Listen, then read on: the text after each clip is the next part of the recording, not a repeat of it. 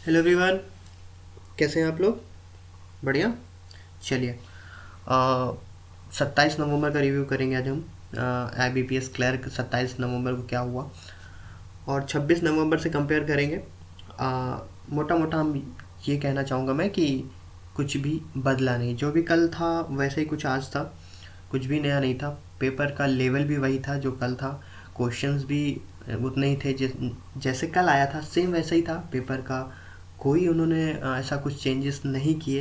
As such हमने अभी तक जो देखा है उसमें कुछ भी हमको नया नहीं मिला है जो 26 नवंबर को हुआ था। इवन पेपर का जो लेवल है वो वही जो कल भी था। 70% ईजी है, 30% मॉडरेट है। अटैम्प्ट की बात कर लें तो अटैम्प्ट भी लगभग उतना ही है जो स्टूडेंट कल करके आ रहे थे, उतना अटैम्प्ट आज करके आ रहे हैं। पेपर का इजी होने का मतलब ये है कि अटैम्प्ट बहुत अच्छा स्टूडेंट कैंडिडेट कर रहे हैं और वो कहीं ना कहीं कट ऑफ को ऊपर ले जाने वाला है। कट ऑफ को भी लेके बहुत सारे लोगों में दिमाग में बहुत सारी बातें आ रही होंगी, तो वो भी मैं आपको यहाँ क्लियर करने वाला हूँ कि कट ऑफ ऐसा नहीं है। ये बिल्कुल ज़रूरी नहीं है कि कट ऑफ जो दिल्ली की होगी वही महाराष्ट्र की होगी।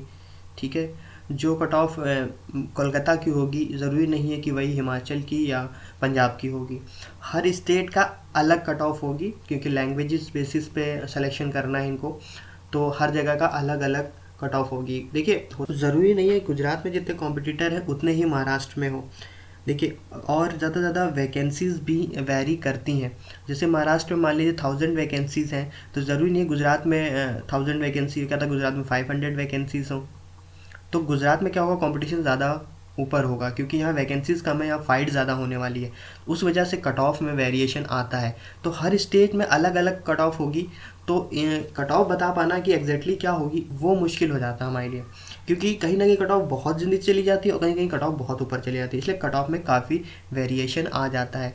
तो ये है पूरी कहानी कट ऑफ की। अगर कहीं ज़्यादा वेरिएशन करता है कट ऑफ में तो प्लीज़ ज़्यादा हैक्टिक नहीं होइए उस चीज़ को लेकर, क्योंकि कट ऑफ बहुत ज़्यादा वेरिएशन कर जाता है अगर हम अलग अलग स्टेट की बात करें। ठीक है, तो पेपर पे आ जाते हैं वापस। पेपर का मॉडरेट से इजी होना, इजी मैक्सिमम इजी है, 70% इजी है। और क्वेश्चन पेपर जो है वो इजी ही कहा जाएगा क्योंकि मॉडरेटली क्वेश्चन बहुत सारे कम है, जिसकी वजह से स्टूडेंट्स हमने बात की है तो वो बता रहे हैं काफ़ी अच्छा अटैम्प्ट करके आ रहे हैं। 60 से 70% वो अटैम्प्ट मार के आ रहे हैं। तो कहीं ना कहीं वो अटैम्प्ट की वजह से कट ऑफ जो है वो कहीं ना कहीं बहुत हाई जाने वाली है। जी हाँ, कट ऑफ हाई जाएगी क्योंकि अटैम्प्ट पेपर का इजी हो जाना कि कट ऑफ को बढ़ा देने जैसा है।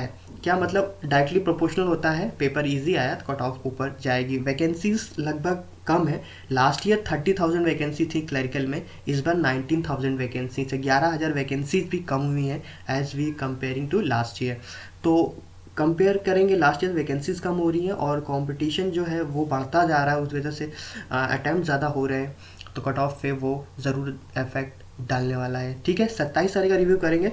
चलिए शुरू करते हैं। पहले हमारे पास क्या है, ठीक है, पहले ओवरऑल एनालिसिस देखते हैं कितना कहाँ से कितना अटैम्प्ट करके आए हैं लोग 27 तारीख की अगर बात करें तो। चलिए इंग्लिश की बात कर लें तो इंग्लिश में ऑन एन एवरेज 20 के आसपास है, जो कल था कुछ वैसा ही है, तकरीबन 20 के आसपास ऑन एन एवरेज अटैम्प्ट हो रहा है। रीजनिंग की बात कर लें तो 25 के आसपास जो अटैम्प्ट आ रहा है ऑन एन एवरेज। क्वांट की बात कर लें तो 20 के आसपास, 15 से 20 के आसपास इनका अटैम्प्ट आ रहा है। Timing 15 minute, 20 minute, 25 minute. ठीक है, ये टाइमिंग आप दे सकते हो, लेकिन मेरा मानना है कि टाइमिंग ये नहीं होनी चाहिए। देखिए, मैं कहूँगा इंग्लिश को आप 10 मिनट दीजिए। ठीक है, रीजनिंग क्या करना है, रीजनिंग आपको गेन करना है तो यहाँ से आप 20 मिनट ही दीजिए। ठीक है, मैं बताता हूँ करना क्या है।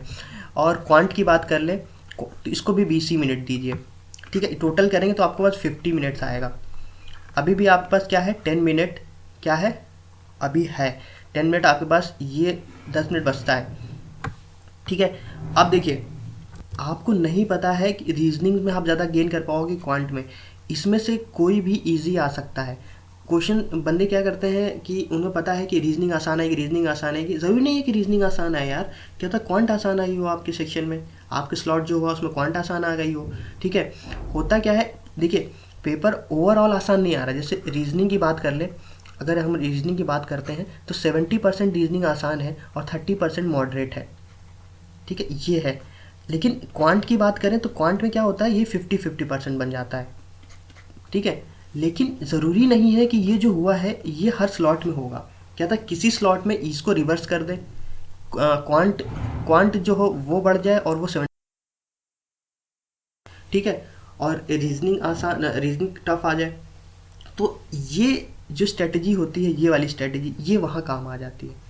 आपने 20 मिनट दोनों दिया है, ये 10 मिनट जो है ना, वो आप जब 20 मिनट आप यहाँ खर्च करके आओगे, इस पे खर्च किया होगा, तो आपको वहाँ जब वापस जब यहाँ पे आओगे आखिरी 10 मिनट में, तो आपको ये पता चल जाएगा कि मुझे कहाँ वापस जाना है, क्वांट पे वापस जाना है कि रीजनिंग में वापस जाना है।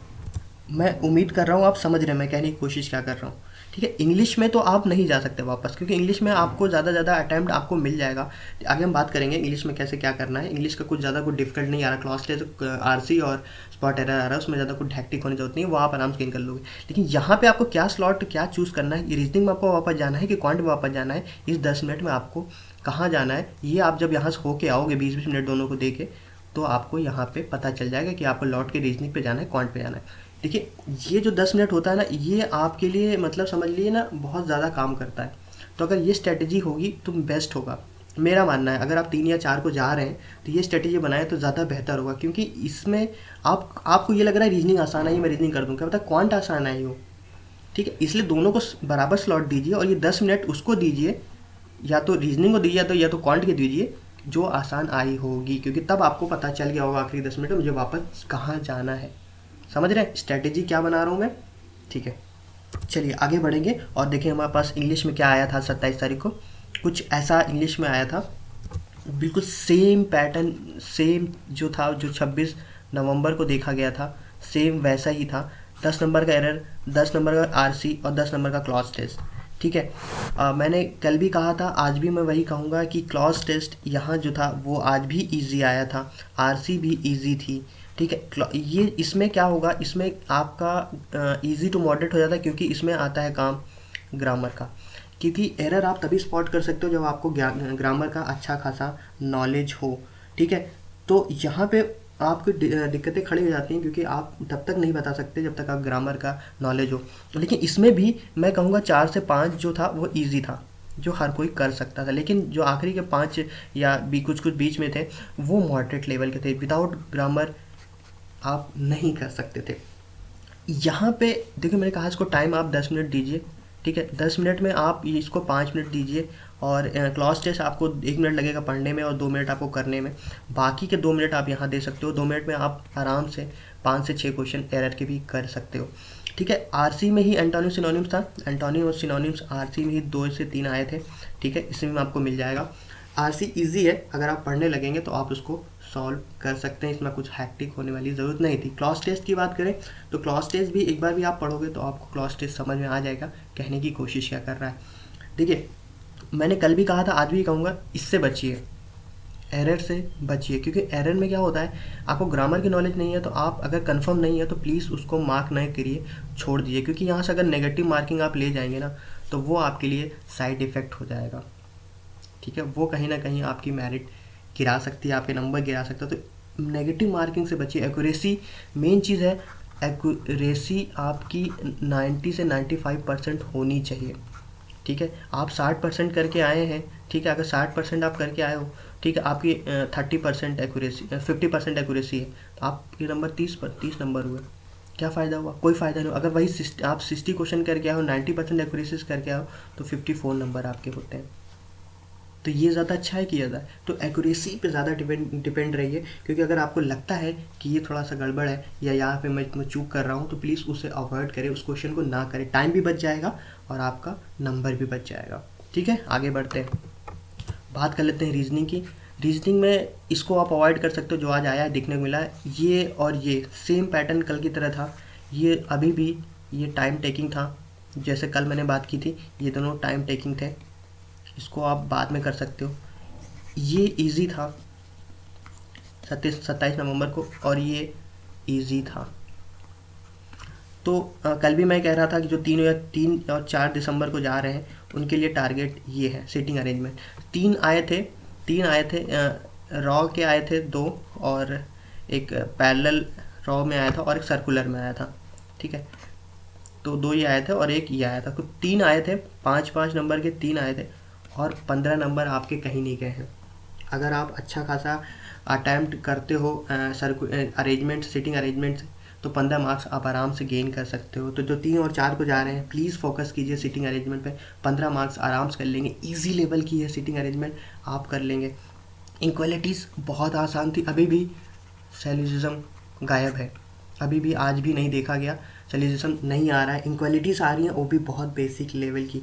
उसके बाद अगर आप ये देखेंगे अल्फ़ा न्यूमेरिक और अल्फ़ाबेटिक कोडिंग वाले, ये ठीक है, इजी हैं, लेकिन टाइम टेकिंग है, तो इसको अगर आप अवॉइड कर लें, लास्ट के लिए रख लें, तो ज़्यादा अच्छा होगा। उससे आप देखिए 15 मार्क्स का सीटिंग अरेंजमेंट आप कर सकते हैं, अगर मैं बात करूँ सीटिंग अरेंजमेंट कर सकते हैं, और 5 नंबर इक्वालिटीज़ जो है, इक्वालिटीज़ भी आप कर सकते हो। ये 20 नंबर का आप अच्छा खासा अटैम्प्ट कर सकते हो, अगर 90% एक्यूरेसी कर दो तो 18 मार्क्स आप यहीं से गेन कर लोगे। उसके बाद ये दोनों आसान है, थोड़ा टाइम लगेगा, इसलिए आखिरी में रखिएगा और इससे भी आप अटैम्प्ट कर पाओगे। ठीक है, ये रहा था आज जो 27 नंबर पेपर हुआ है, उसमें ये देखा गया है। ठीक है, बात करते हैं क्वांट की। क्वांट जो था, क्वांट की अगर बात करेंगे तो 60% ईजी था, 40% मॉडरेट था। ठीक है, ये है आपका टारगेट। कल भी मैंने ये कहा था, आज 10 नंबर का इसी में अप्रॉक्सी भी आया था, अप्रॉक्सी भी देखा गया है, और डीआई इसमें बार ग्राफ आया था, और सीरीज़ वाले भी इजी थे, लेकिन 2 या 3 मॉडरेट लेवल के थे। ठीक है, 2 या 3 डॉलर, क्योंकि वो जानबूझ के डालते हैं कि इसमें आप उलझ जाइए, इसमें उलझ जाइए, अपना टाइम ख़राब करिए, इसलिए प्लीज़ यहाँ टाइम नहीं ख़राब करिएगा। सीरीज़ वाले में आप सिंप्लीफिकेशन कर सकते हैं, आसान लेवल का था, डीआई कर सकते हैं, ग्राफ बार आएगी, बार ग्राफ आएगा, आसान लेवल का था, इसको छोड़ सकते हैं आप। यहाँ से आप 15 से 20 अटैम्प्ट कर सकते हैं, जिसमें से 15 मार्क्स आप आराम से गेन कर सकते हैं। ठीक है, आज के पेपर में ये था क्वांट का सेक्शन, और जो काफ़ी ही इजी टू मॉडरेट कह सकते हैं उस लेवल का था। तो आगे जो जा रहे हैं 3 और 4 दिसंबर को, सिंप्लीफिकेशन पे ध्यान दीजिए और डीआई पे ध्यान दीजिए, क्योंकि यहाँ से आप अच्छा खासा गेन कर लेंगे। सीरीज़ में उलझिएगा मत, सीरीज एक आध सीरीज़ जो है वो थोड़ी सी हैक्टिक है, थोड़ी सी आपको उलझा सकती है, तो वहाँ उलझना नहीं है, लेकिन 3 से 4 सीरीज़ आपको आसान मिलेगी, वहाँ से आप आराम से कर सकते हो। चलिए ओवरऑल देख लेते हैं हमें पास क्या है, कट ऑफ देख लेते हैं, एनालिसिस देख लेते हैं, अटैम्प्ट देख लेते हैं, सब कुछ यहाँ देखने वाले हैं। चलिए बात शुरू करते हैं यहाँ से। अटैम्प्ट देख लेते हैं पहले, अटैम्प्ट्स क्या हो रहे हैं। ठीक है, अटैम्प्टेड कितने हैं, अगर जनरल की बात करें तो 60 से 70% अटैम्प्ट करके आ रहे हैं लोग। ओबीसी की बात करें तो 60% से लेके 65% तक अटैम्प्ट करके आ रहे हैं। एससी की बात करें तो 50 से 55% पर आसपास अटैम्प्ट करके आ रहे हैं। एसटी की बात कर लें तो 50% के आसपास अटैम्प्ट करके आ रहे हैं। पीडब्ल्यूडी की बात कर लें तो 45% के आसपास अटैम्प्ट करके आ रहे हैं। लेवल, पेपर का लेवल देख लें, पेपर का अगर लेवल की बात की जाए तो आज का जो पेपर था, इजी जो था वो 80% इजी था, और मॉडरेट की बात कर लें तो मॉडरेट जो था वो कम था, 20% मॉडरेट पेपर था। कट ऑफ की बात कर लें, कट ऑफ अगर आज की बात करें तो जनरल की बात करें तो कुछ 55 के आसपास। ठीक है, ओबीसी की बात कर लें तो 50 के आसपास, एससी की बात कर लें तो 45 के आसपास, एसटी की बात कर लें तो 40 के आसपास, और पीडब्ल्यूडी की बात कर लें तो 35 के आसपास जो दिख रही है। ये है एनालिसिस है ये 27 नवंबर का।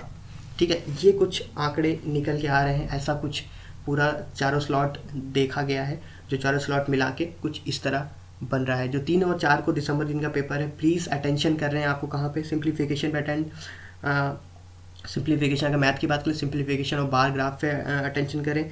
अगर आप रीजनिंग की बात करें, सीटिंग अरेंजमेंट और इक्वालिटीज़ पर कर लें, और इंग्लिश में अगर करना चाहते हैं तो आरसी आप मत छोड़िएगा, आरसी आसान आ रही है, और आरसी के अलावा अगर बात करें क्लॉज टेस्ट का तो वो भी आसान आ रही है। ठीक है, तो ये कुछ पूरा कंक्लूजन था 27 नवंबर का पेपर का। ठीक है, तो कट ऑफ सब मैंने बता दी है, जितना क्या कह जाएगा कि एनालिसिस क्या है वो भी आप देख सकते हो, तो हैक्टिक होने की ज़रूरत नहीं है।